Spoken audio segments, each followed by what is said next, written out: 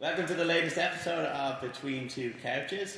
Unfortunately, Maddie is suffering some intestinal issues, so she's on the couch on her own. We're going to talk today. Oh, really? We're going to talk today about some of the early struggles we had in our early CrossFit careers and stuff now that we don't think about or we don't struggle with as well. So I'm going to kick off with you, Maddie. You said, like, when you started, like, okay, you could squat, you could run, anything that was grunt work was in your wheelhouse, but if I asked you to do a handstand push-up or a pull-up, it was to bandsville. So tell us a little bit about that. Yeah, so coming off of like the whole soccer background thing, I've always had pretty good engine and I've been just naturally strong. So one of the first workouts I did, now that we're talking about that, was, don't know what it's called, but it was like run a mile, 20 heavy back squats, run a mile. And I crushed it, and I was like, CrossFit's easy, right? And then came in another day, and it was like chest to bars, snatches or something that I had never done. And it was just extremely humbling, because, you do one workout, and you're like, I'm decent at this. And then you go to another workout, and you're like, I need to work on every single thing in this workout. So when I first came in, all the gymnastics needed work.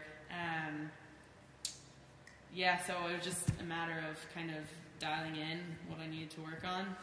Obviously everything else, like the whole engine, strength thing, could always improve as well, but I remember coming in thinking like there would be something gymnastics-y on Wodify, and I'd be like, oh crap, like should I even come in and do that workout, because I know I'm not going to do well in it.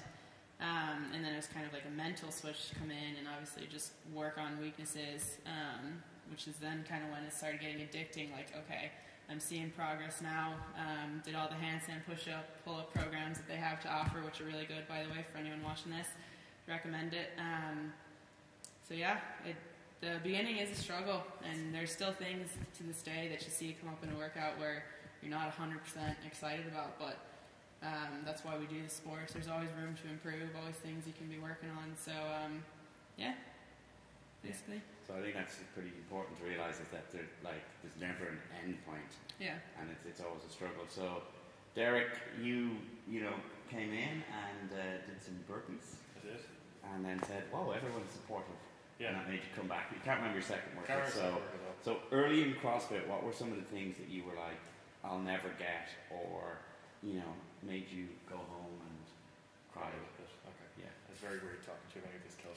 But that's better. Makes me closer. I was actually thinking, I don't know what to say for this, because I've had a lot of things, and still have a lot of things that I need to work on, and would have been the original issues, like mobility being a big one. And that put into mind the first time I tried to overhead squat an empty barbell, I literally fell backwards on my ass. So like mobility has been something that I've worked on for a long time, and I forget how far I've come in terms of mobility. So I fall on my ass overhead squatting 20 kilo bar from a rack, so it wasn't even like jumping it overhead or anything, like from the floor. And then I remember, like, when I started doing a little bit of coaching, I would often put on my weightlifting shoes to demo a snatch, because I couldn't get down to the bottom of the lift without warming up. Whereas now I can, like, it's not a big deal, but it is a big deal for me, as a almost 42-year-old guy. I can snatch a 20 kilo bar to the bottom of the squat and not have to think about it and not fall on my ass. So mobility, while it takes a long, long time, and it was a big issue for me, still is, like, there's still going to be things that I do need to work on. Like, that's something I've progressed a lot, but that was a big thing at the very start, like falling backwards, not being able to overhead squat something without that lift in shoes, to now not having to worry about it. So it takes time, but make progress on it. Yeah, that's cool. I mean, like you mentioned, you're on the flip side of 40. Yeah. So like competition sort of winds down when you for a lot of people it does when you think of 40. When you're in your 20s, it's sort of the forefront of your mind. Well, it's true, but like the fact that you can pick up an empty bar or any weight and squat all the way down shows that your joints are healthy enough and mobile enough that you're not waking up in the day feeling pain, you're not getting tired from any part of the desk aspects of your job, or you can go for a 2-hour drive and get up and stretch and feel good and not feel hobbled. Because we always say in here, oh, this is something I need to work in. But no, you didn't like start CrossFit to be able to snatch, or maybe you did. You know, you did it to feel healthier and happier, and we always get bogged down in that. Oh well, this is one thing I can't do. You know, and of course, because we're so involved in the activity, we're always thinking, oh well, you know, I need to work on my long running, or hey, there's a marathon, or I need to be able to do, and I need to be able to clean a lot heavier because look what they're doing in the games, and that's the absolute tip of the spear as to what we do. And those guys just face struggle after failure. But like for you to be able to do that is an improvement. And you said, oh, it's not great in the grand scheme of things, you know. But it's far better than it was. You know, you combine all four of us at our absolute fittest, and we're still not even Matt Fraser or Tia Claire Toomey's warm up. You know, you're not bad. Sorry. So, Sean, tell us, what were some of the things you like? You look back now and you're like, oh, I used to worry so much or I couldn't do, and now. One of the earliest things I really struggled with was double unders, actually. Yeah. I couldn't seem to string them together for the life of me. It took me months to get them. I bought all the special ropes, the RX jump ropes and all those things. It didn't make any difference. I got the heavy ropes and the light ropes and all the different colour handles, and I was like, this is the one. And it didn't make any difference. And I remember I did a CrossFit competition, and the workout was double. That 1 year there as well, when we competed the first time, the double unders and the power snatches, and you had to do the double unders unbroken. And I remember I was absolutely petrified. I think it was 30 unbroken each time, and the best set I'd ever done broken was like 24. So, and you had to do like 6 rounds of it. And if you missed the double unders, you had to start again, and always had to be unbroken. And then I ended up doing the workout. I won the heat. Yeah. I don't know how, but after that it was fine. But the biggest struggle, it's nothing to do with really, for me in relation to my fitness and my CrossFit career or athletic career, it's not exercise or things, it's having the support. So prior to you becoming my coach, I was trying to do everything and anything. I was always picking the things I was good at, because I used to follow OPT, Outlaw, I'd go online, do .com the odd day, I'd look at 3 or 4 different blogs and like, oh, I don't like to look at that one. What's OPT doing today? Oh, that's too hard. I can't handstand walk. What's Outlaw do? Oh, he's got a barbell. Okay, I'll do that. And so I never really was progressing anywhere. And then when I came to intern with Damo at your place, and you were like, don't set your back and all that shit talk, shit talk me. Yeah, he was joking. And then when you started coaching me, then my everything just kind of excelled from there. Just having some guidance and working on what I need to work on, and realizing that someone else is kind of doing it with you in that struggle. You're not on your own. And that was the big thing for me in relation to progressing to where I am now. So I reckon if I was still on my own, I wouldn't have achieved half the things I would have achieved. Program hopping. I'd still be program hopping, probably, yeah. I'll be doing a Catalyst program 1 week and an Outlaw next week, and OPT and whatever the bloody Marcus Philly.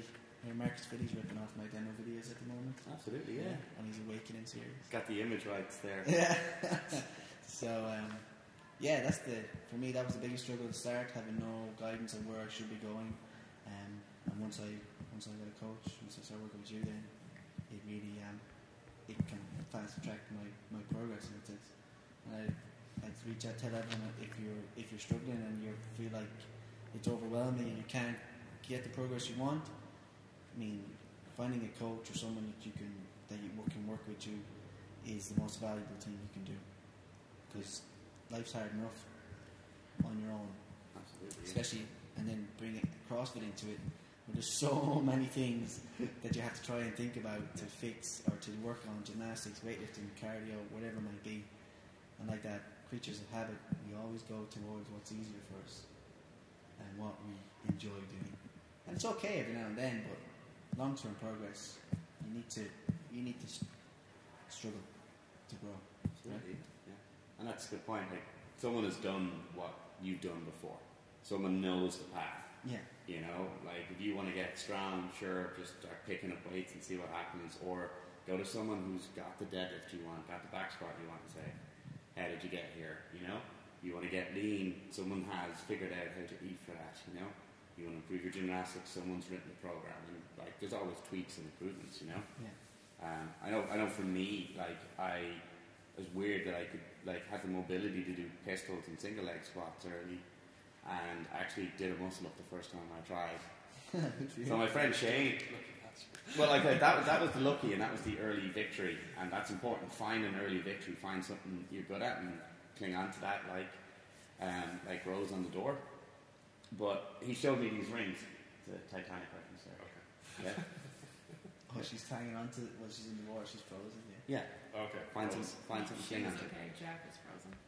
Oh yeah, Jack is clinging on. Definitely. Okay. But segue. He'd made some makeshift rings. This was back when like rings were hard plastic, and like at one point gymnastics rings cost €500 to buy, $500 to buy, and you like wait months to get them.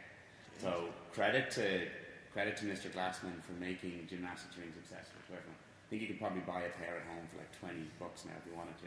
But he'd made it for makeshift pair, and he's like, I'm really struggling on the muscle up, and I literally went, is it like this?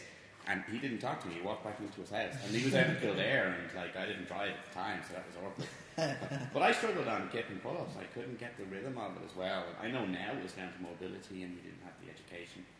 And that was something I worked on as well, so I can be empathetic to someone who's coming in and working hard. And kind of the point to wrap this whole thing up is that we wanted to share struggles with you guys, the listeners and the viewers, because it's natural to think no one else has a struggle. It's natural to think that the leaders in your gym have it all, but we all struggle, and we can all overcome them and have them. Second to that is that like the work is what makes you better, you know?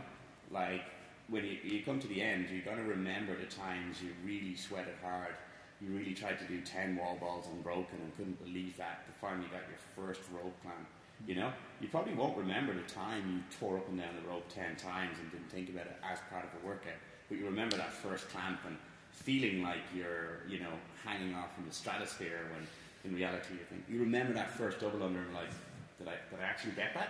Did anyone see it? Did it go through twice? Yeah, like, did that happen? You remember those, and it's the struggle that's important, and it's the struggle that gives the whole thing meaning. So, I guess that's the part, right? So, on behalf of everyone, we thank you for watching all these episodes, guys. If you have any suggestions, we'd love to hear them. Other than that, we'll talk to you next time. Thanks, guys. Thank you.